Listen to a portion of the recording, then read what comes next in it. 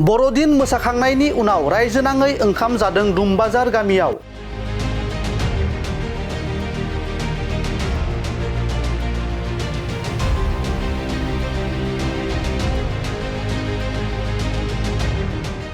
नंगौ, बर'दिन बोथोरनि जोबथा केरल मोसाखांनायनि उनाव दिनै दुमबाजार एनएलसि चार्चनि सुबुंफोरा गामियैनो खौसेयै बर'दिन बोथोरनि जयै बोथिसे ओंखाम जायो।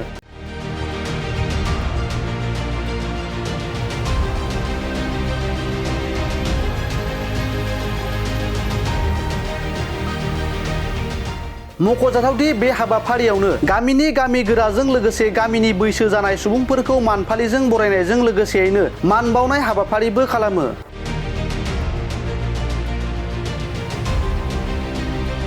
बेजों लोगोसेनो जोबथा केरल मोसाखांनायनि उनाव गावसोरनि गिर्जा न'खौ गिदिंखांनायनि उनाव फिथा हास'नानै होयो गिर्जानि आफादगिरि नबिन चन्द्र नार्जारिया।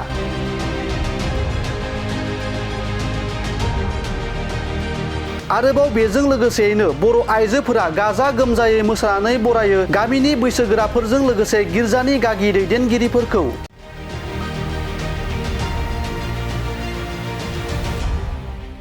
बांसिनथाराव सोरजिगिरि गोथां इसोर साथामजों सासेल' बेखौनो जोङो फोथायनायनि गेजेरजों जों जेखौ नाजावबाय आरो बे बुहुमाव बे फोथायनानै जों जे दा थाम थिम खालामनाय बे जिसु गथ' बे जिसु गथ'नि सारिनाय सानखौ जोङो थांनाय 24 अक्ट' डिसेम्बरनिफ्राय लानानै जोङो फालिनानै दं।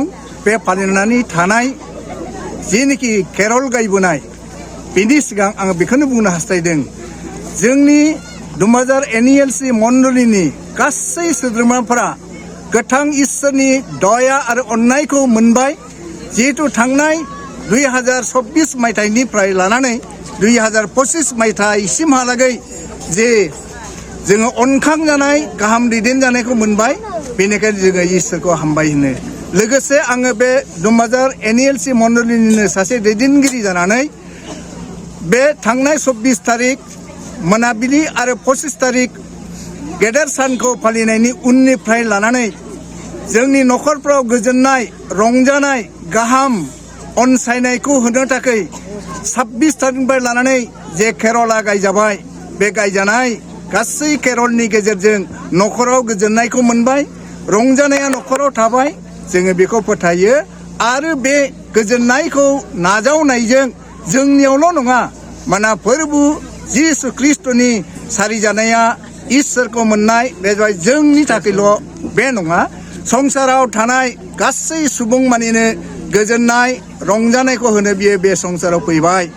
मानोना बियो बुंदों गावनि आरफफोरनि गेजेरजों गोजौसिनथाराव महिमा, हायाव बाख्नायजानाय हामजानाय मानसिफोरहा। दा जोंबो हामजाजाबाय, बेनिखायनो जों दा फोरबो इसोरखौ मोननायजों जोङो रंजादों आरो केरल गायनाय न'खर न'खरनि जोबथा दिना दिनैखाय बे सानाव जोङो इसोरखौ हामबाय होननायजों लोगोसे गासै 4थि जे जोंहा भाग दङमोन, बिनि गेजेराव 4 भागाव सफैनायलाय मोनसे जानाय लोंनायनि बेबस्थाखौबो बे भागा खालामनायखाय बिथांमोना जे गासै बिसयफोरखौ मावफुंबाय, बे मावफुंनायनि थाखाय बिथांमोनखौ आरो जायफ्रा दिनै बे गेदेर सान बे जाबाय जिसु सारिनायनि गाहाम सानखौ अनसायनानै गावखौनो फोरबोनायाव गथायै गथायै गोसो गोरबोजों रंजा रंजा बाख्नायबोबाय।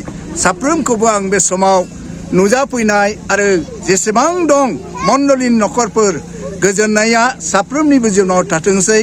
2026 मायथाइखौ जोङो फैगौ 1 तारिख जानुवारियाव मोजांथारै जोङो नाजावनो हानाय बादि इसोरा गावनो जोंनो हेफाजाब होथोंसै। आङो बेखौनो बुंनानै जिसु ख्रिस्ट'नि सारिजानाय आरो बिनि गाहाम जे जोंनो बोरनि थाखाय थाम थिम खालामनाय, बेखौ जों नाजावनाय, बे गासैयावबो इसोरा गावनो हेफाजाब खालामथोंसै। बेखौनो बुंनानै आङो बे समाव बुंथिनो गोनां बिसयखौ बेयावनो दोनबाय। गोजोन्थों।